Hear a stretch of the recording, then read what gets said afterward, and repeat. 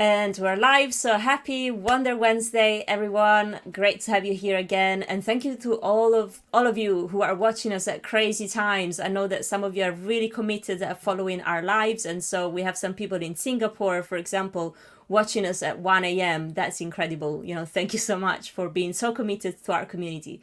If this is your first time here, this is Floxies community, an international community for women in UX UI design and Webflow development. And so every Wednesday we try to get together, gather, and we invite guest speakers from either the design world or the Webflow development world to come and teach our community and share their knowledge with us. So without further ado, let's get into our space. We're still using Gather, even though they changed their allowance. And so because of that, being a non-profit community, we can only have 10 people in the space, but it's so exciting to have all of you out there in the social medias, following us on YouTube and LinkedIn. So thank you so much for being such supportive people. So let's get into the space. And all right. Hi everyone. I was just starting off the stream. And yeah, just giving a brief introduction on who we are, amazing Floxies community, women community. And today we will be diving into more design systems. And so in particular, we know that most of our community members here use Figma, one of the most popular design tools. And so for the past 2 weeks, we explored, the basics, best practices on how to build a design system with Wafa. She was an amazing speaker. And so today we're carrying on onto that awesome speaker level, and we have Lauren Andres from Figma itself coming to show us how to build the design systems from scratch. So Lauren, we're so excited to have you here. Thank you so much for coming into our community. And yeah, what would you like to tell us in regards to your background? Like, tell us a quick introduction on yourself, and then we can get into the topic. Yeah, definitely. Super excited to be here. I am Lauren. I'm excited that you said my last name right. Nobody usually gets that right, so you nailed it.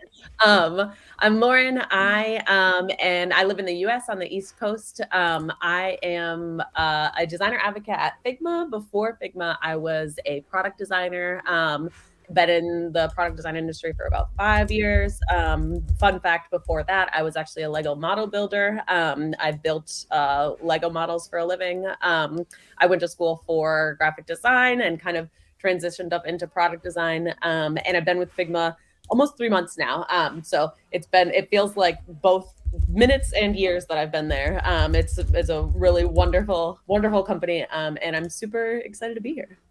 Amazing. Why do you think, I mean, you're super biased, but why do you think Figma is so popular amongst designers?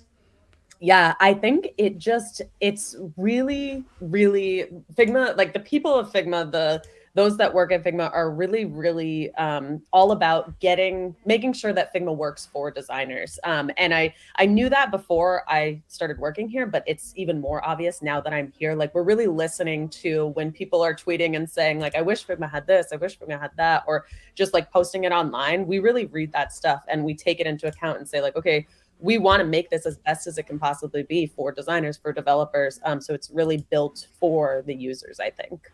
Yeah, I agree 100%. I think, as a user perspective, the community behind Figma, it's just great. And as a community person myself, we know that that's, one of the most powerful things you can have, not only as a company, but just like as a group of people that are trying to, achieve certain levels or just like build together. It's so important. So thank you again for being here with us today and just sharing your knowledge with us. It's super appreciated. You bet. Yeah, I'm super excited. Should we dive right into it? Sure. Very excited. Cool. Awesome. So today I'm going to talk about building a design system specifically in Figma. So we're going to go over kind of 3 main things. We're going to talk about creating our foundations library, going to talk about styles and things like that. We're going to create a component using auto layout, variants, and component properties, which I think, especially for systems designers, those 3 things are really, really awesome. Mm-hmm. And then we're going to talk about documentation and some helpful tips in case you come away with nothing, I want you to take away these couple of things. Designsystems.com. This is a really awesome resource that Figma kind of has created, and it has resources for you to go into afterwards. You can have information about Schema, which is the design system conference that Figma puts on. A lot of really great articles if you're kind of just getting started, where to get started with things like grids and iconography and stuff like that. And then what I really use it for, is specifically these open source design systems. And you can go into, so this is designsystems.com/open design systems. And this is where real companies will put their design systems in the Figma community. And we kind of have like this list of resources of all of these ones that have done it. So it's really, really helpful. I find the best way when I'm just starting out with something is to take a look at other people's Figma files and really like dive in there and see what they've done. And this is just a really great way to see other design systems that are out in the wild and have been working for people. So definitely recommend taking a look at that. One thing to know, I think, with design systems is I'm going to try and teach you a lot of ways specifically, excuse me, in Figma to build your design system. But what we create today, it's not going to work for everybody. I've from designsystems.com, I got these three different design systems. And when we look at these, just by like a quick 5-second look at these files, they're all totally different. They like this one has multiple different pages versus the Flamingo one, which only has these 6 pages, versus Airtable, which actually has no pages. They've done theirs all on one page. And then just the content within each of these. And so basically that to say there's no right or wrong way to build a design system. It's all going to depend on your company and kind of what is right for you all. There's a lot of things to think about with the size of your company, are you both building the design system and using it yourself? Is your product design team, which I've been on teams where it's just me and another person who are both building the system and using the system. So it's very easy. We can kind of do whatever we want because we know exactly what's going on with everything, versus if you're building it for a team of 500 designers to be using it, you have to be very specific about things. So everybody's design system is going to look different. So don't feel like you have to follow one specific way. It's whatever works for you and your company. And then the other thing to take away is don't design your design system in a box. It's called a design system, but that doesn't mean it's just for design. It's really important to make sure that you're including all of your teams in this design system, whether it be your developers, your PMs, your marketing team, things like, so sorry about this cough. Things like, no worries. We're all there right now, right there with you. It's February. Things like naming, really important to connect with your developers on that. We had, when I was doing like my very first design system, we had all of our icons named something that I came up with. And then our developers had a totally different name. And once we connected with each other and was like, oh, wait a minute, I don't really give a hoot what these icons are called. You guys already have very specific naming. Why don't I just use the naming that you have? And it's going to save you a lot of time because then you don't have to rename everything once you export it. So just making that connection of, okay, let's follow what the developers are using for naming. And then things like connecting with your brand team, because brand teams, a lot of the time, they're focused more on print. So like different things that are like flyers or things like that. And once it gets to digital, it's really important that you take into account accessibility. So while the brand team maybe has one brand color that's purple, you're going to need to have multiple different purples, maybe for hover states and for focus states and things like that. So you want to be shades of purple. Yes, exactly. 50 Shades of Purple.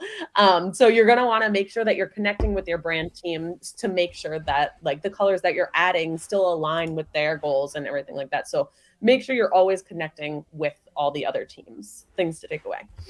Now, let's get to it. Mm-hmm. So we're going to start out with styles and a quick little background for styles. What we're going to do today is, so what I would encourage everybody is just kind of open a blank Figma file. My goal is that you can kind of work along with me. Obviously, you definitely don't have to. You can totally just sit back and watch and listen.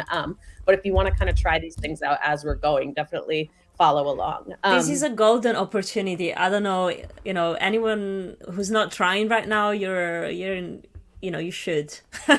Don't be crazy. This is a unique opportunity. So let's do it. I'm firing up my Figma. I'm ready. Awesome. Cool. So, so we're going to talk about styles a little bit first. So, I don't want to dive too much into things like tokens, which can be a whole class in itself on tokens. And to be totally honest, I am nowhere an expert on that, but there are some ideas that come from tokens. And you'll probably just hear that word a lot if you're into design systems and working in that. So wanted to kind of acknowledge them.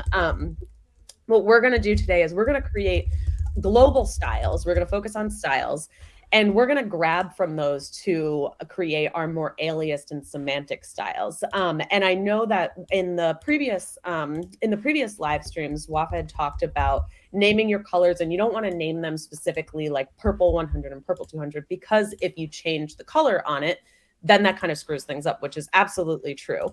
What we're going to do today, though, is we're going to create these global styles. And it's okay if we have these as our main colors, but later on, we're going to kind of create these alias styles, which are more, they're more specific in naming, but less specific in naming around a color. And the reason that we want to do that is because if I have this button here, and I want this button background to be purple, and I assign it to this purple 300 color that I have, that's lovely, except for when the day comes that our brand team says, actually, like, our brand color is no longer going to be purple. We're going to change it to be teal. And we actually need all of your buttons to change from purple to teal.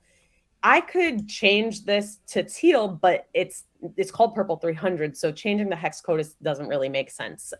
Also, if I just change this, I could even change the name to teal and change this color, but it was just the buttons I wanted to change. Now, every single thing that was assigned to that purple color is also going to change to teal. If we have these more semantic colors that are kind of pulling from the original global colors, that gives us this kind of in between, so that I can make my button background this more specific semantic color. I can assign it the purple 300 color, and then assign my button background to be actually the button background color. Then when the brand team comes along and tell us, okay, we actually need all of your button backgrounds to be teal, then I can just reassign where this is coming from, where our button background is coming from. It's coming from teal now. And it's not going to screw up anything else that has purple 300 assigned to it, or those more semantic colors. It's just going to reassign us with that button background. So that's super, super quick little reasoning of why we'll do these global colors. But then once we get deeper into things, we're going to want to assign more specific semantic colors. And Figma right now, with tokens, Figma is working on some really, really great ways to use tokens. There's some hacky ways around it right now. Admittedly, they are a little bit more hacky in Figma, but we're absolutely working on it. So more to come on some token things in a couple of months. So let's get started with the very basics of just creating color styles. So right now I have all of these color styles right here. Got my grays, purples, teal, all of these. I have them all named out correctly, except for this bottom row. And we're going to focus on that right now. So two things that are currently making me sad about this bottom row, as I have listed here. The blue, they're not in the order that I want them in. And that's because usually if I'm creating these just little artboards that have my color in them, as I'm putting them down, I got 1, 2, 3. This is probably how I would create them, but you'll see they're showing up on my side panel as this one's on the bottom, the next one is in the middle, and the next one is on the top. This is totally just a preference thing, but I want them to be like from left to right and top to bottom. So right now they're currently the opposite of that. So that's just annoying me a little bit. And then the other thing is they're not named right. I have to change the naming, because if we want to make our color styles off of these names. And if we do that with frame one, obviously that's not going to work great. So what we're going to do, first thing we're going to do is just swap these around. And I'm going to use a plugin to get to my plugins. Now, I apologize. I have recently realized that some shortcuts are different on different keyboards. I was so used to the keyboard, like in the I think it's called QWERTY keyboard, the one that I use in America. So if these shortcuts are not working for you, you can always go into your help and resources panel, and that will kind of give you a list of shortcuts that should work. But the shortcut that I'm going to use right now is Shift I. And that pulls up this quick actions panel over here for my plugins. And what I'm going to use is just this plugin called reverse layers. And you'll see right now I've got frame 6 on top. I'm going to reverse the layers. I'm going to run it. And now frame 1 is on the top. And that just is totally a me problem, but it makes me happy now that frame 1's on top. Next thing that we're going to do is we're going to rename it. So if you want to rename one thing at a time, you can just double click on here and type right in there. So change this. But what I want to do is I have a bunch of these and I want to make this as efficient as possible. So what I'm going to do is I'm going to highlight all my blues. I'm going to do Command R or Control R on a PC. I'm on a Mac. And I'm going to get this renaming panel here. Next, I'm going to type in blue and I'm going to do a slash here. So what's happening with the slash? We'll see this when we create the styles. Right now, it's with the naming wise, I'm just trying to set these up for our styles. But if I put a slash, it's going to start to put everything after the slash in a home together. So in that group, and it's going to just make things a lot more organized. So I've got blue slash, and then I'm going to type in dollar sign, where are you? Dollar sign. And then I'm going to type the the letter N. And you can see right here that changed to a numbers when I did that. So let me just do that again for you. $N. And now that changed it to these numbers right here. Somebody just said, who else has used Figma for years and didn't know about this? Me is the person that didn't know about this. I learned this when I started Figma. So, and they hired me. So there are so many things in Figma that it's just impossible to know them all. So I love to get out, like when I find these tiny little tricks, I love to show them out. Another thing too, just be careful if you're using a capital N or a lowercase n, because that, if you watched capital N, put 6 on top, lowercase n, put 6 on the bottom. So now that I've reordered my layers, I want 1 on top, and I'm going to put just 0, 0 because I want blue 100, 200, 300. So I'm going to rename it. Perfect. Now we have all of our names there, and you would do that I did that for everything beforehand. Great. Now we have everything named correctly, so we can make our layers we can make our layer styles, our color styles. So first, we're going to figure out how to do it manually, and then we're going to figure out how to do it a lot quicker. First way that we're going to do this is we're going to click on we have our artboard right now, our frame. We're going to click on that. And we're going to go over to the right side of the screen to these 4 little dots right here. We're going to click on the plus sign, and we're going to create our style. And remember, this is where we want to kind of put our colors in a little home here. So we're going to call it blue, and that's 600. I could put a little description here if I wanted to. Right now, I'm going to skip that, but really helpful for if there's, especially for like the more semantic ones, exactly what you want to use this color for. And we're going to create the style. So my styles showed up over here. I'm actually going to delete this really quick. So you could do that manually for all of your styles, but no, thank you. I don't want to do that for 40 more times. So I'm actually just going to delete that by, whoops, right, here we go. We're going to right click, delete, if you ever need to delete your styles. And what we're going to do now is we're going to use a plugin called Styler. I'm going to highlight all my colors, and I'm going to go to Shift I again, and I'm going to go Styler. I'm going to go to Styler. I'm going to run that plugin. I'm going to generate styles, and then ta-da, all of my styles are over here.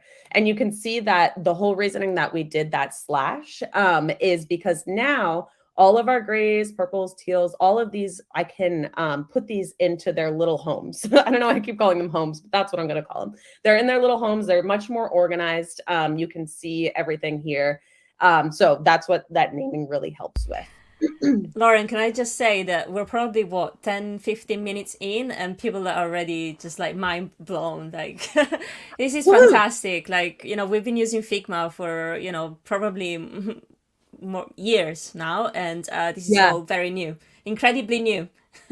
Yeah, truly. There's like, I'm not even kidding when I say like my first 2 weeks were just like boom, boom, boom, boom, boom, knowledge everywhere. Like, and I felt like I knew Figma already, but it is just so thrilling almost how many things you can learn, and things that have been there for years, like that. It's just like, it's just so exciting when I get to share stuff that people and it's just such time-saving things too.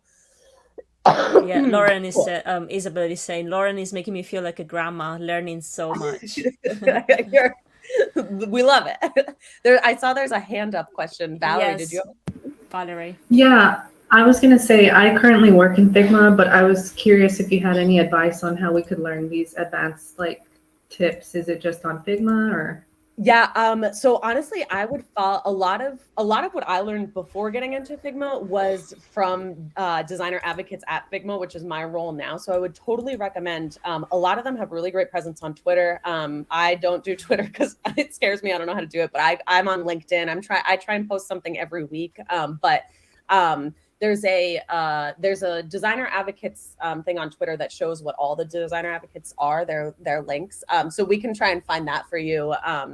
So just following all those folks, and even just like, I feel like Twitter is a big one because there's such a design space on Twitter, but it's really just kind of like following folks and seeing what things they're doing with plugins. Yeah, it's really just kind of like the internet is a magical place of so many different things. Awesome, thank you. Yeah, absolutely. Cool. So let's go into, let's do textiles now. Pretty much we're going to do the exact same thing. We're going to take our textile right here. We've got our first one. We're going to pop right over here. We're going to create a new one. And I'm going to do the same thing with the naming. Header, and I'm going to call it 1. And we're going to create a style. I want to see, actually, yeah, great. I've named those, all that. And then now we can see my textiles have started to populate up here. I'm going to then, same thing with the styler. It works for both colors and text, which is great. Styler, run, generate styles. And now, perfect. These are all over here. Here's one weird thing that I noticed. You can see that I like my things to be in a very specific order. And 4 is below 5, which doesn't make sense to me. So I can just pop that right up here. You can move your styles around. Even if I wanted like the purple to be above the gray, you can move things around over here. And it just kind of makes it, things make a little bit more sense for me organizationally. Awesome. So we have our color styles, we have our text styles. We need to publish our styles now. Excuse me. So to publish our styles, we're going to go and we are going to hit this little book for our library. I love that icon. And we're going to hit publish styles. So it's going to show me a list right here of all the styles I have. You can uncheck things if you don't want them to be published. You can also, I believe it's putting a period before your styles or that's actually components, I believe. But if you put a period before your components, they won't be published out. But if you want to publish out your styles here, you can uncheck things if you didn't want, like if for some reason I didn't want all the text, I really just wanted my color, I can uncheck all my text, but we're going to publish everything. And then the other thing too is where I'm going to publish it. I'm just going to publish it to my team right now. But if this was something like your design system for your whole company, you'd probably want to publish it to your whole company. Right now, this is just going to my team. If I click this, this will go to my whole company. And then there's ways to, excuse me, depending on the plan that you're on, of how you can determine kind of like if a certain library is always turned on for certain teams and things like that. So we're going to go ahead and publish that. And that is going to take a second and it'll give us a little yay when it's published. Perfect. Okay. So we've got our styles published and now we're going to go off to part 2. And the first thing that we're going to do, so actually, let me back up for a second. A lot of teams, which is kind of what we've done right now, will create these foundations library and put them kind of in their own home and then do components in another library. This is another one of those things that, again, is totally dependent on your team. If you're a very tiny team of one designer or just a few designers and even the system itself is very tiny, it might make sense for you to keep it all in one file, and that's absolutely fine. Again, like back when I worked on one design system and then I was kind of the user of another design system. On the first one we did, everything was in one file because it was a lot smaller. It was just me and another person making the system and using the system. Once we got into that bigger file and I was the user of it, they had their 2 systems, or not systems, but they had their foundations broken up and then their components broken up. And then another file of documentation. So again, it's totally dependent on your company. So let's go ahead and we're going to turn our library on over here. So we're going to go back to the libraries panel, and let's see, design systems workshop. It looks like it's all, I want to make sure I'm in the right one. Looks like it's already turned on, which is lovely. If it wasn't turned on, we could just turn it on over here, and we could search for it to design. Here we go. In the search, I can find it in the search. So it's turned on, which is great, which means that, let me just make sure. I should be able, perfect. I should be able to pull from all of my colors now, which is great. So kind of going back to that global versus more semantic styles, I was saying that there's a little bit more hacky ways that we can do it in Figma right now until design tokens really become a thing. But what we might want to do is, I think right now I actually might just kind of like for just as we're kind of building out our component, I might just use the global colors. But what we could do is say I knew that I wanted for like a button background, I knew I wanted to use the purple 500.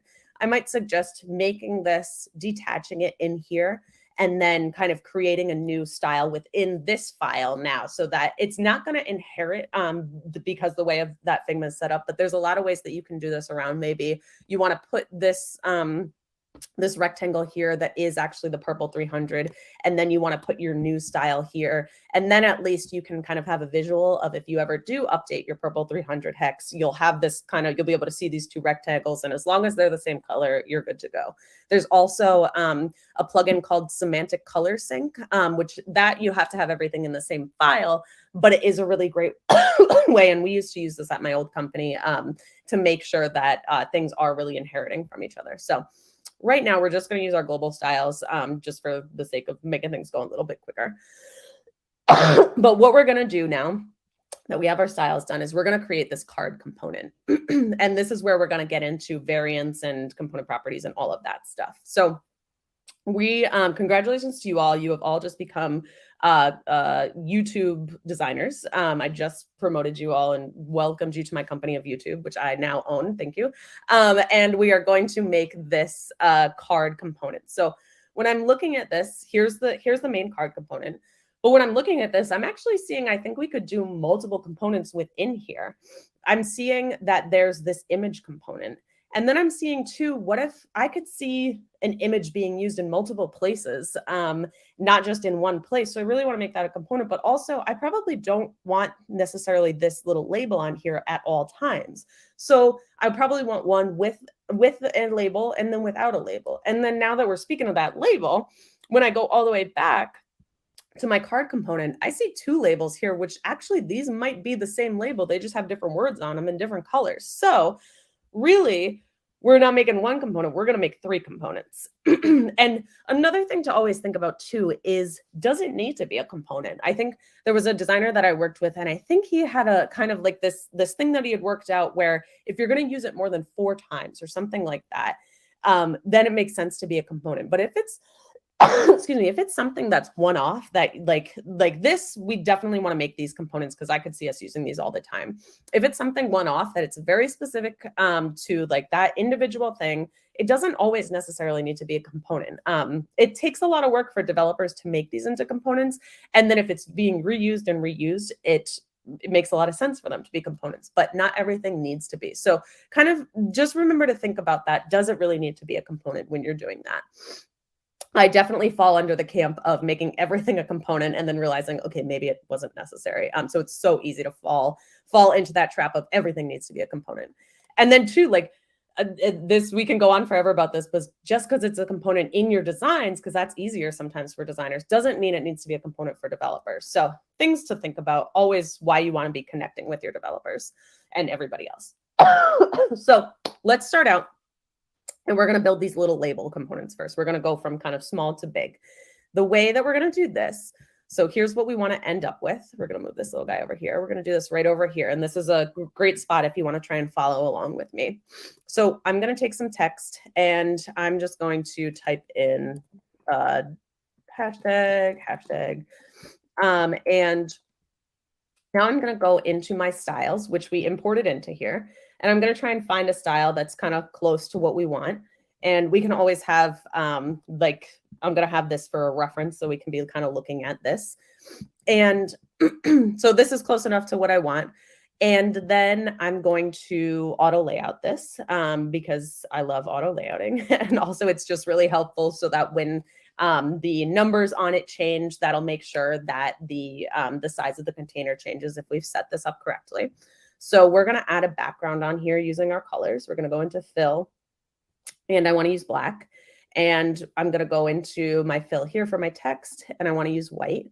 And then we're going to add a little bit of rounded corners, and it looks a little bit like there's a little bit less padding than we have over here. So we're going to go into the padding. And if I wanted to change both of the sides and so horizontal and vertical padding all around, I could hit Command or Control and click to get in here, and that would change everything. So you can see that changed everything. If I only want to do top and bottom right now. So I'm going to do it just in this one, and I'm going to make it to be 4. So we've got our little label right here. We've got one of them done. That's great.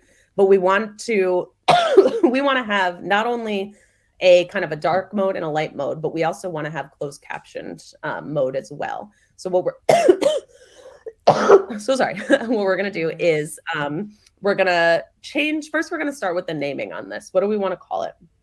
We know with variants, it's really important to have naming, the naming correct. So what we want to call this one is we're going to do style equals dark, and then comma, type equals, let's call this time, because this will be our timestamp. I'm going to hold down Option and Shift and duplicate this. And I'm going to change the colors. I'm going to change the black to be, let's look at here. The background we want to be more of a gray, and the text we want to be more of a dark gray. I can already tell visually that's not going to pass contrast, and I'll talk about a really great contrast plugin. So that's something that you really want to pay attention to, but let's switch it to that one, which is a lot more closer to passing contrast. And we're going to change this one to be style is light. Lauren, should we just check for a second if is everyone doing okay? Do you need us to slow down, or just let us know? Okay, I can see thumbs up. Great. Awesome. Cool. Thank you.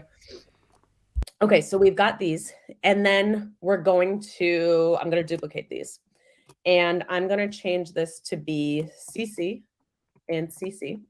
And we could do this another way. Like we could technically use component properties, or even just kind of have one label and always keep typing into the label to change it to CC. But for me, it's just going to be a lot easier if we can hit a drop down and change it to the closed captioning label versus the timestamp label. So we're going to go ahead, and actually now we need to make sure we have our time is changed. And another thing too I can do, this is sometimes it's just easier to do it manually, but again, you can go right back to that Command R. And if I want to change where I have time, everything that says time, I want that to be CC now, rename. There we go. It's changed like that. So that is really, really helpful once you have like a lot of variants to just kind of do that. And a lot of times too, I'll go into here and find, like, if I wanted to add this time, type equals time, if I just had styles equals dark, I could go into Command, whoops. Well, here, let me tell you what that is. I just hit Command Y. This is like the most found thing that I find that people are like, how the heck did I get into that? Because they don't know how they got into that. I just did Command Y, and this gives you all outlines. But what I meant to do was Command, sorry. Oh. I don't know why that's not working. What I meant to do was get to the renaming, and there's a lot of different ways. Like if I had just typed in styles, I can rename it to type equals time, comma, and then styles. So renaming is really, really, really powerful. So let's get back to our variants. To create the variants, we're going to do create component set over here. And you'll see this showed up on this right side over here. And now if I'm going to do option to just pull one of these out. The style is dark or light. I can switch that right here. And the type is time or CC, and I can switch that right there. And now we have kind of all of our variants, a really quick way to switch between those for our label. So does that all make sense for like super brief intro on variants and how to create that label? Yeah, I think so. I can see people nodding. So far, so good. Thank you so much. Awesome. Cool. So now that we've got our little label here, I'm going to change it to the dark mode just so it's a little bit easier to see. Somebody said, I love components. I do too. They are just, mwah. And let's go. And now we're going to create this photo option. So what I'm going to do is I'm going to create let's move some things out of the way. Let me actually create a section to keep ourselves organized. And to do that, that's Shift S. And I'm going to do completed. Come on now. Did you ever notice that you can't type when people are watching? I know I was typing away, chatting to everyone who's watching us right now, and people were like, Claudia, we can hear your keyboard. I was like, oops. Sorry. Oh, that was the final cough. Well, I guess Lauren will be back. There she is. Oh, no. That was the strongest cough. I coughed myself right out of here. Okay, let's hopefully it'll get that again. We're back. We're back. Window. Here we go. Awesome. Okay. Right where we left off. It kicked me out because I didn't label my components, and that's why we need to label this as a label. Okay, so we've got all of our little completed ones over here. Let's go on to create our photo right here. So I'm gonna get an artboard, and I'm gonna let's do 426 by 240. This is just a random number I pulled out. I'm trying to make it like similar to this. And what we're gonna do now is we're gonna add an image as a background. And I'm gonna go, what I went into was the fill over here, and I'm gonna do image. And I'm just gonna choose, let's see, placeholder image, and throw that in here. And next, what I'm gonna do is put this on here. Now, you could absolutely put this on here, and you could kind of play around with the constraints on here so that the label stayed in the corner. I want to do auto layout on this, which you definitely don't have to do, but I want to do auto layout on this because I want it to be a specific amount of padding from the individual side. So what I'm going to do now, and we're going to change this back to make sure that it is the size that I wanted, which is 426 by 240, I think it was. First thing I see is my label's up in the top right-hand corner. I don't want that. I want it to be in the bottom, top left-hand corner. I want it to be in the bottom right-hand corner. So I'm going to switch it to that. I'm also going to switch it to be, I want it to be, let's see, let's take a look at this. It looks pretty tight up against here. So I'm going to change it to be 8 pixels. And I'm going to do 8, and I'm going to do 8. And now we can see when I'm holding down Option, it's got the 8 there. And if I were to change the size, it's always going to stay 8 pixels from the corner there. So that's a pretty simple one. That one's pretty much already done. So we're going to make that a component, and we're going to call this our image. So something to note, this worked because I made the background of my artboard or my frame, I made that a fill. If I were to take this and kind of put this image on top of it, and then I were to try and go and put in my label. So let me grab my label again and put it on top of here. And now if I try and auto layout that, it's not going to work because it's trying to get the two objects kind of up to each other, next to each other. What we can do if you come into this situation, at this point, it doesn't really make sense to auto layout if we do this for this specific component. But you can do is have the absolute positioning, and that allows you to drag something on top of your auto layout. So if we had created this whole thing as one section and then we wanted to add in the label afterwards, that would be a really great situation for the absolute positioning. So just some things to kind of like that knowledge in the back of your head. If you're ever like, why can't I get this on top of here? Try that absolute positioning. Isabel is saying the only issue I have with using images as a background on a frame is not being able to choose what part of the image shows like you can with Webflow. Mm-hmm.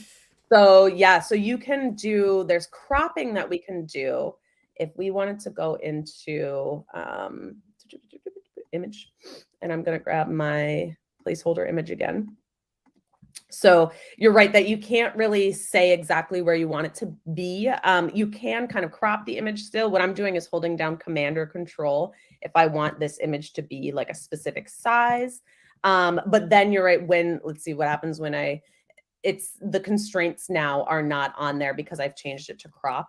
So yeah, a lot of times what I actually end up doing is if I want the image to be a very specific size, I'll drop it in here, I'll crop it to where exactly I want it to be, I'll export it, and then I'll re-import it as the background, and just kind of a little hacky way of setting up the image correctly, and getting it to be exactly where I want. So yeah, it's all about kind of picking these constraints here. Certain things will give you, like this, the fill will now kind of allow the image to fill, but it gets rid of that cropping option. So a lot of different ways to kind of go about it depending on what you're looking for sure. Okay, let's see. We're gonna start to go rapid fire for the rest of the card so we can finish this all up. So rest of the card we're gonna be using our image now. We've got some text. We need some text right here. I'm gonna say title text, and let's assign that to let's go with our H2. This isn't going to be totally exact, but we'll get the idea. Then we're going to say Figma. Let's change that to be more of a, change that to be 5, a little bit too small, but that's okay. And then we're going to say number of views, and then option 8 and years. And then we're going to grab what I'm just doing, I'm just grabbing the, I'm grabbing my label out of the other components that I've made, since it's still like a label within there. I can grab that. It becomes its own instance. I'm going to change that to light. I'm going to change it to CC. And then I'm going to start grouping these things together as different auto layouts. So you can, and there's lots of different ways to do this. You might have heard of kind of spacers. It gets very controversial in certain companies. So totally check with your company if you're kind of working within a system, if you want to use spacers. And that's basically just creating one auto layout and then putting literally just like a rectangle or an artboard in there as a spacer of a certain amount. What I'm going to do today is I'm going to just kind of create groups of auto layouts. So these two to me look like a group. And actually these 3 look like they're pretty similar spaced maybe. So let's grab these 3 together. We're going to auto layout those. We're going to change this to be 8. And I'm going to click enter to get into the ones, into the group a little bit more. I'm going to make sure that it's set to fill. And then this just changed up, but that's okay. The one that I obviously don't want set to fill is my closed captioning one. So we're going to set you back to hug. Then I'm going to grab this whole group, Shift A. I'm going to put a fill in the back just so I can see it better. And because we're going to want that eventually anyway. And then things that I'm looking for now are, I probably want a little bit of padding around it. And I'm going to hit Command again or Control. And I'm going to do 8 pixels around there. And you could see we definitely want to probably change some of the paddings. We might want to actually a little bit more between these two, so we can even create a deeper group of auto layout in here and make that a little bit more. So lots of things that we can do to keep going and perfect this. This one we want to be changed to fill container, so that once the text does get longer, it wraps. So lots of things that we can do here. We're going to add a little bit more of a little rounded corners. And then this is pretty much good to go. We've got kind of the wireframey version of this, minus a little bit of changes with the text, because that's what we had to work with. But now, let me pause there. We're going to go into documentation really quick, and I'm going to give you a really awesome plugin that I think if the styler one blew your mind, you're going to love this plugin. But let me pause really quickly. Are there any questions kind of about using variants and component properties? You know what I realized I didn't touch on, and that's because I wanted to make one option here. Let's do this really, really quick. I wanted to make an option here that has no label on that. And to do that, I would go into my component, and now I'm looking for, let's see, where is my little component properties label? I'm looking for, let's find it on this one. it's showing up in the properties here. And I'm wondering why I'm not seeing, oh, here we go. So I wasn't looking. So we wanted to go into our properties here, and we want to, I want, excuse me. So I want to make the, where is my little friend over here? My layer properties. Let me just try this really quickly. Our layer properties over here, it should be showing us right here. I have show label. And this is one of the Boolean properties that we want to use. When I add this Boolean property onto here using this plus, we're going to be able to basically show or hide things. So when I have show label on here and I set it to true, now if I take an instance of this toggle shows up right here, and I can toggle that on or off. So component properties they're a little bit newer. I think they came out last year. They are one of those things that you can really deep dive into, just like variants and auto layout. Once you really kind of can master the understanding of component properties, it's really going to reduce the number of variants you have, which is really awesome. And it's going to allow you to do a lot of different things, which is really, really great. I'll pause right there. And before we go into documentation, any questions that I can answer on any of those things that we've covered so far? Mm-hmm. Let's have a look around the community. Girls, do you have any questions? Yeah, Isabel, off you go. It's more like a general design system question. So let me know if you want to answer it at the end of the stream. But sometimes I'll start a project and I'll think, oh, it's just going to be a small project. I probably don't need to set up a design system or components because it's only going to be small. But then it turns out to be a big project. I'm like, oh, I wish I had set that up. So I guess my question is, how do you know whether it's going to be a big enough project or if it's the right project to set up components and create a design system in the first place, if that makes sense?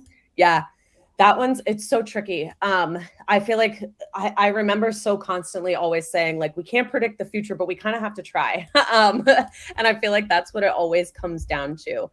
I think for me, it might not be that you always need to create a design system for it, but for me personally, I would always kind of set things up as if I was going to. So maybe not publishing the library, but setting things up with styles, setting things up with components.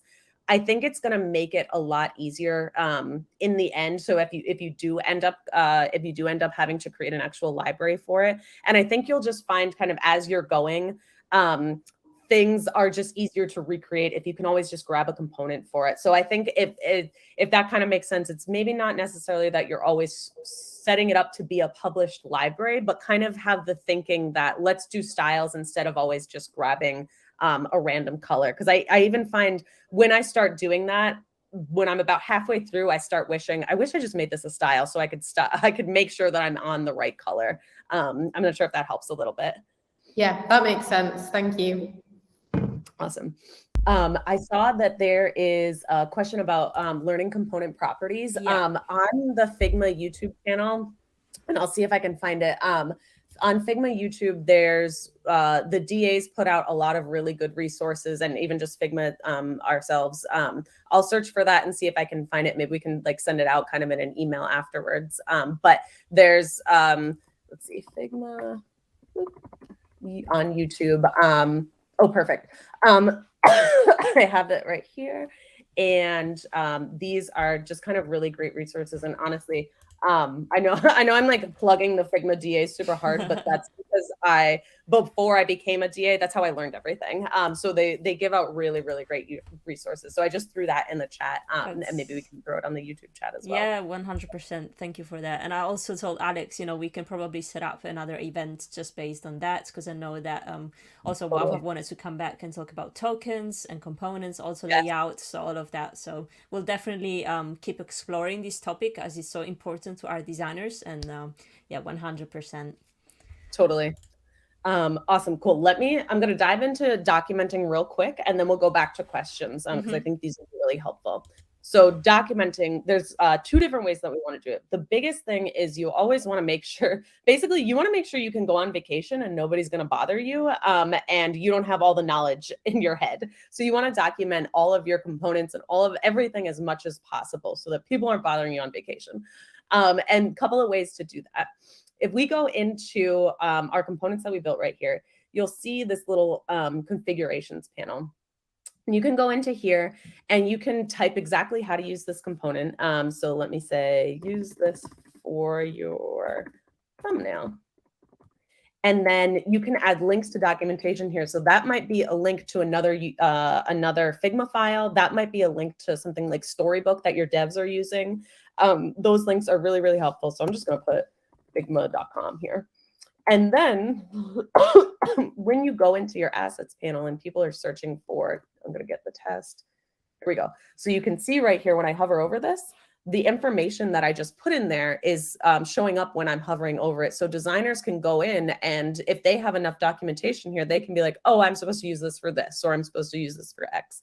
And you can go deeper too, and you can do it at the component level. You can do it at the variant level. You'll see right, you'll see here, you can do it at the variant level. This is super, super helpful. And then let's see, I believe if I go to inspect, see this documentation that I put, that's going to link me out to there. So documentation is really, really helpful within the component itself. And then documenting, just kind of creating a file of documentation is also really awesome. So let's take, we're going to take this card that I created, and I'm going to run a plugin on it to help us set up that documentation. And that plugin is Shift-I, and I'm going to go to, it's called 8 Shapes Specs. This one's going to be wonderful.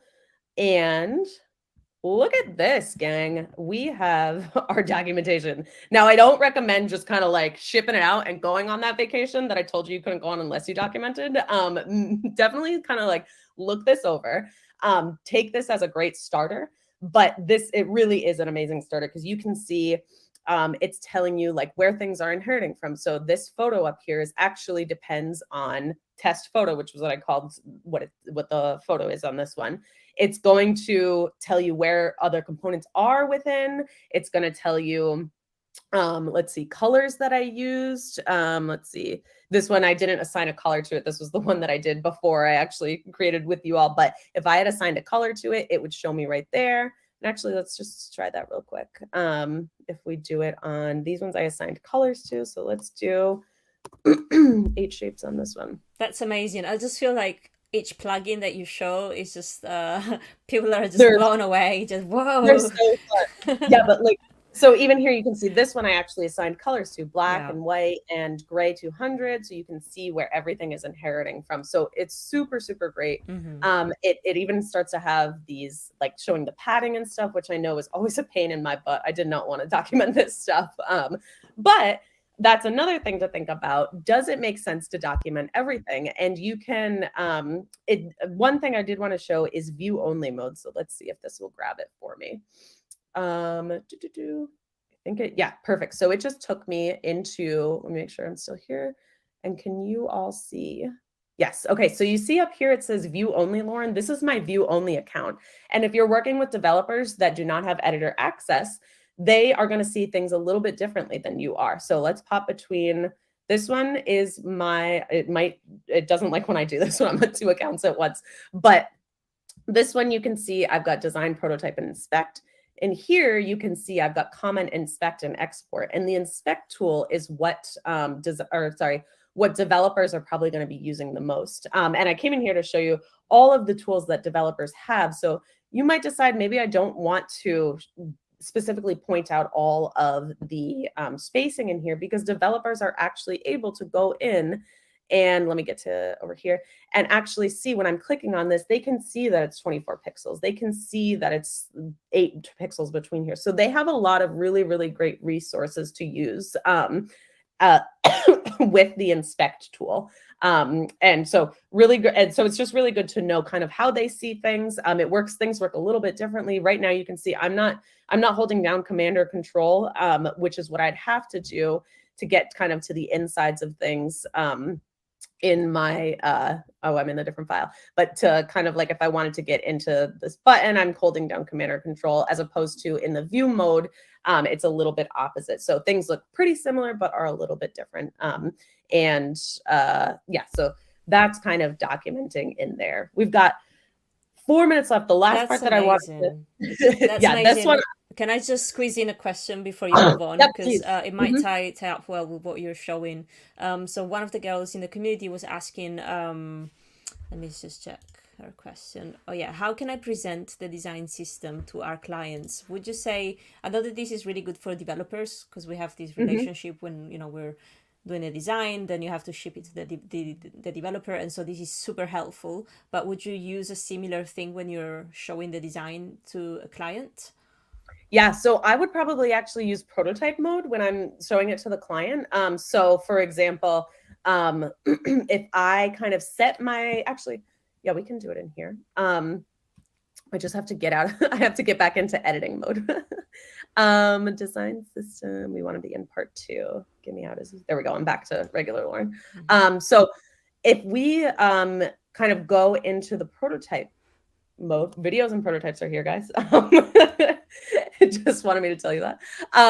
If I go into prototype mode, and this is kind of a little bit of a cleaner way to show clients. So I'd want this to fit to my screen.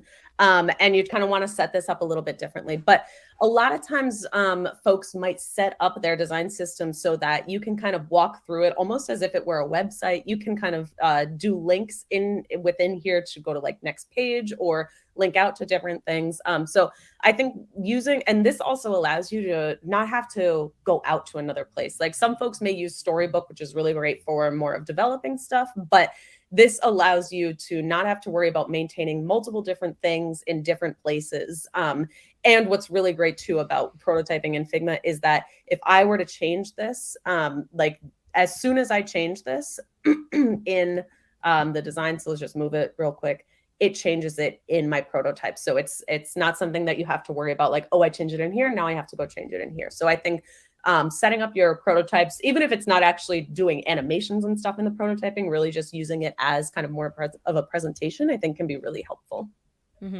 Yeah, thank you. Yeah, I'm gonna let you finish before I ask you any more questions, because I know there's a the only very last thing, which we don't even need to really go into, is just kind of how you might want to set up your whole file as kind of a little home to house all of your information. And this is, I would totally suggest looking at the designsystem.com that I had said at the beginning. And this I pulled from one of those of just really great examples of kind of how to set things up so it's really organized. So all your designers and your developers and anybody that needs to see it can go into those files and really understand what they're looking at.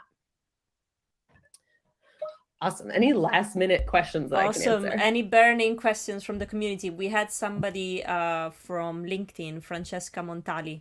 So what are the pro and con of publishing the company design system? So let's see.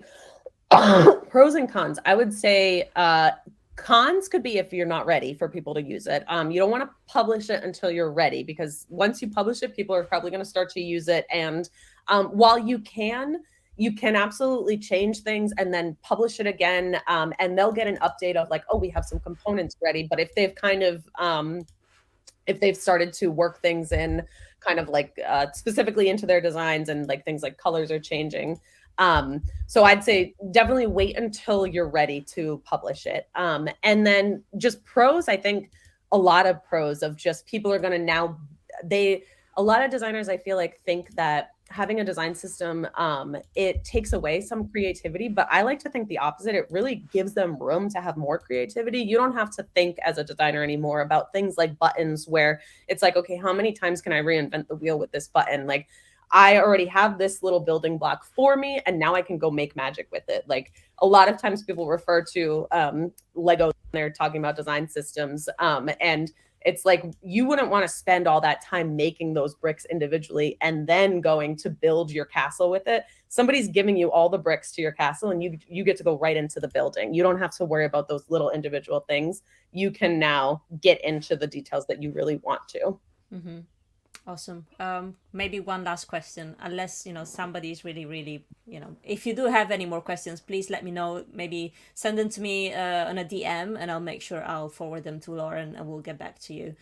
We do have one more question in the chat, so I'm just gonna ask you that. From Alex: how can I communicate the importance of a design system and consistency to junior designers at the company with a low level of design maturity? Yeah, that's a great question. I think kind of reiterating that thing about like, we've created these building blocks for you. You don't have to waste time with that. A lot of times, I feel like this works a lot better for kind of people, not as much designers, but more so like the higher ups who don't understand the importance of the design system, breaking down for them the amount of time that we're saving by using the design system, really kind of communicating to people. Because I think a lot of people don't even understand. It's not that they're purposely like, I don't want to use this design system.